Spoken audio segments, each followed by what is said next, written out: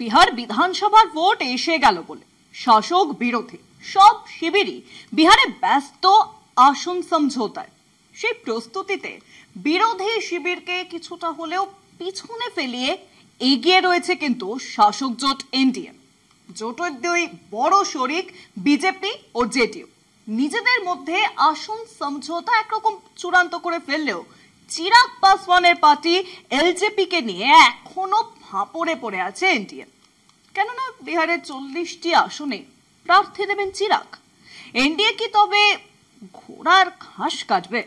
লড়াইয়ের দাবি থেকে চিরাগ পাসওয়ানকে সরিয়ে আনাই এখন একমাত্র লক্ষ্য এনডিএ জোটের।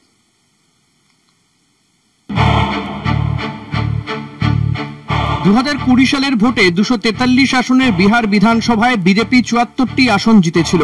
পদ্মের বর্তমান শরিক অতীতে প্রতিদ্বন্দ্বী জেডিইউ পেয়েছিল 43টি আসন, কংগ্রেস পেয়েছিল 19টি আসন ও সবচেয়ে বেশি 75 আসন জিতে বিহার রাজনীতিতে নিজেদের শক্তি প্রমাণ করেছিল আরজেডি।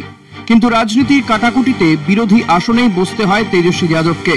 অন্যদিকে জেডিইউর চেয়ে বেশি আসন পেয়েও নীতিশ কুমারকে মুখ্যমন্ত্রীর তখ্তে বসায় গেরুয়া শিবির। 2022-এ ফের বাঁক নেয় বিহার রাজনীতি। এনডিএ ছেড়ে বিরোধী জোটে নাম লেখান নীতিশ কুমার, উপমুখ্যমন্ত্রী হন তেজস্বী। যদিও সেই শাসনকাল বেশি দিন টেকেনি।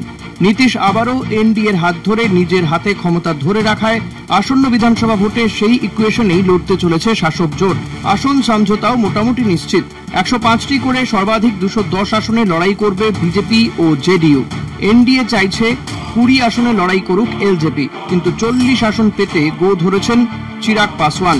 চিরাগের যুক্তি, লোকসভা ভোটে যে 5টি আসন পেয়েছিল এলজেপি, সেখানকার 40টি বিধানসভায় তাদের লড়তে দেওয়া হোক, কিন্তু তাতে নারাজ এনডিএ জোট।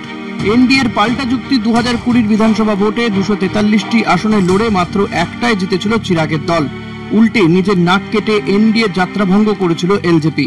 লোকসভা ভোট হয়েছিল মোদীকে সামনে রেখে, আর স্থানীয় সমস্যা ও প্রতিষ্ঠান বিরোধিতাকে সামনে রেখে হবে বিধানসভা ভোট। সেই বিচারে চিরাগকে 20-র বেশি আসন দিতে চাইছে না এনডিএ। এর বাইরে জিতন রাম মাঞ্ঝির হিন্দুস্তান আওয়াম মোর্চা ও উপেন্দ্র কুশওয়ারের রাষ্ট্রীয় লোক মোর্চাকেও আসন ছাড়তে রাজি শাসক জোট। তবে জোট শর্ত মেনে চিরাগ কতটা নরম হবে তার উপরে নির্ভর করছে বিহারের আসন সমঝোতা। কলকাতা টিভি।